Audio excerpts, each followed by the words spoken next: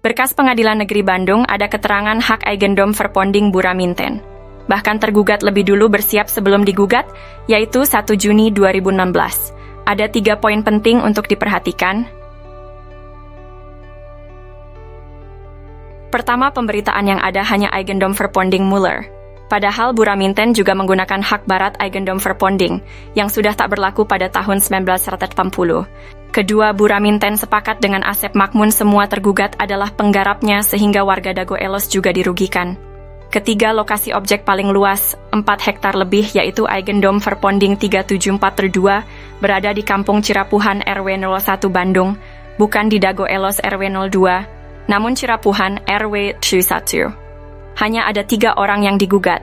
Pada berkas tahun 1997, luas tanah warga Dago Elos kurang dari 1 hektar, sementara objek yang digugat mencapai lebih dari 6 hektar lebih.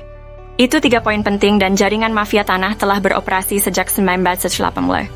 Untuk itu, pemerintah diharapkan membentuk tim independen, cek film keluarga Muller durasi 4 jam.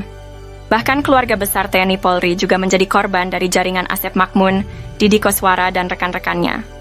Warga kampung Cirapuhan dan negara dirugikan 100 miliar hingga 1 triliun, karena ini kolusi saling gugat. Bukan ngegugat, tapi saling gugat.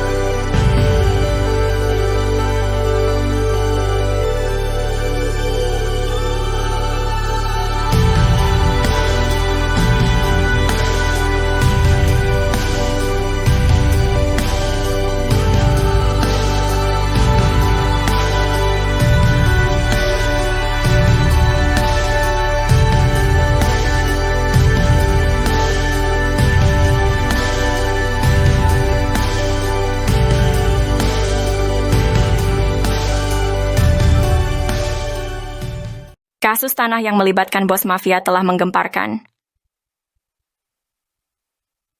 Tanah Pak Bagio 400 hingga 700 meter dipinjam fasilitas umum masjid, namun kemudian dibeli luas jadi 700 meter. Ada apa bos Batu Nunggal beli tanah bekas TPA? Penyerobotan jadi hadiah 80 meter lalu 270 meter Didi Koswara untuk Ketua RW Sentul 2, Dago Elos Ismail Tanjung 8% maupun 8M, bonus balik layar tergugat dan pendataan tergugat Ketua RW Sentul 2 Dago Elos Asep Makmun sebagai pembela Isidentil, Ketua RW Sentul 1 Cirapuhan Apud Sukendar dan oknum aparatur. Rupanya target 100 miliar hingga 1 triliun hingga tanah puluhan meter. Keluarga besar Pamenpati TNI dan Polri diserobot dan dilaporkan polisi tahun 2012. Sejak tahun 2007 sudah diberi tanda batas pohon alpukat dan sirsak, AIPAI. Bos mafia tanah Iwan Surjadi kebal hukum pada dana bansos tahun 2014. Pemerintah perlu membentuk tim independen untuk menyelidiki kasus sekarang merugikan warga kampung Cirapuhan dan negara 100 miliar hingga 1 triliun. Mafia tanah saling gugat Dago, bukan ngegugat, tapi saling gugat. Tonton film keluarga Muller durasi 4 jam 40 poem.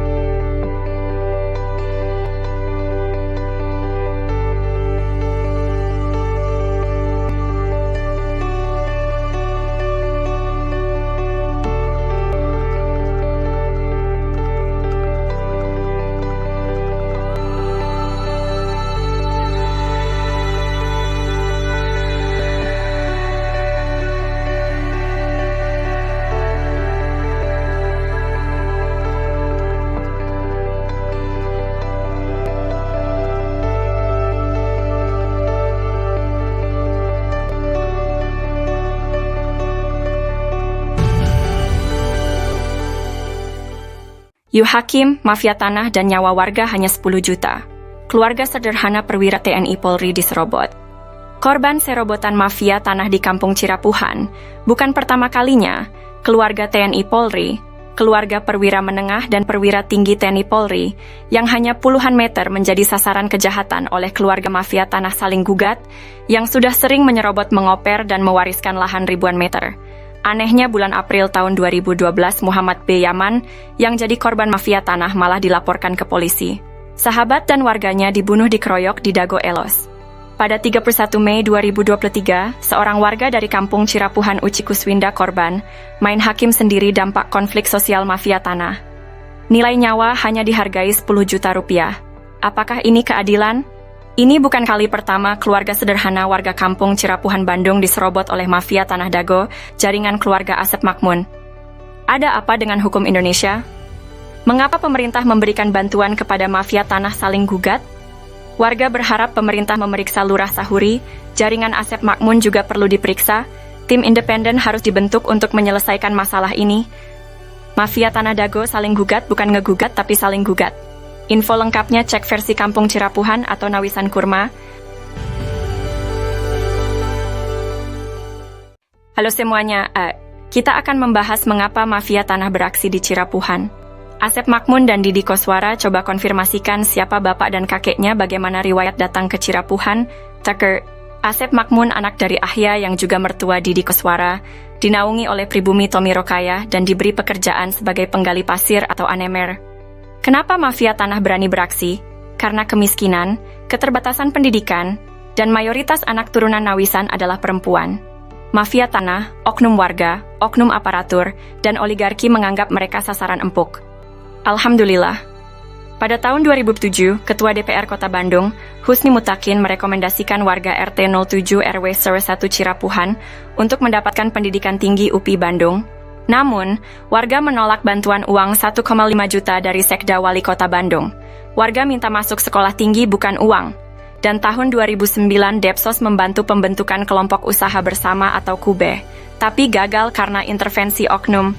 Dengan swadaya warga membentuk KUBE, Kelompok Usaha dan Sosial Rakyat Madani atau KURMA, Nawisan Kurma. Semoga Allah memberkahi tanah yang pernah diduduki Nawisan, amin. Untuk itu, mohon dukungan semua pihak untuk memberantas sandiwara mafia tanah ini. Pemerintah perlu membentuk tim independen. Untuk info lengkap blog atau video versi Kampung Cirapuhan atau Nawisan Kurma,